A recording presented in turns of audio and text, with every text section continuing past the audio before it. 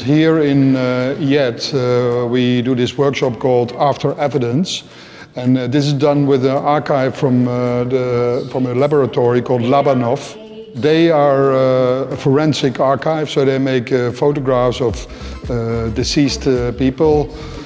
In this workshop we have welcomed students from different courses and different pathways. There we have visual and sound, we have photography, illustration, graphic design, video design, and also interior design working together. And it's great to see how they can combine and, you know, the huge power of those languages when they're mixed together.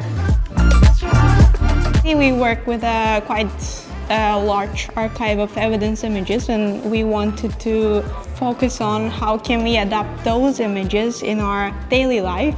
I chose to work with those that called my attention, especially for the shape of the forms that were in the scans.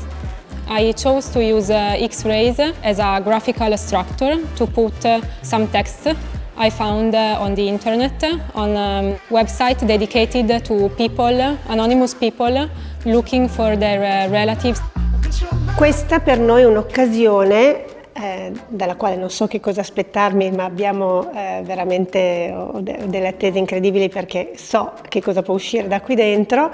Qui stiamo tentando, o credo che stiamo tentando, di tradurre in un linguaggio molto diverso ciò che queste immagini possono trasmettere.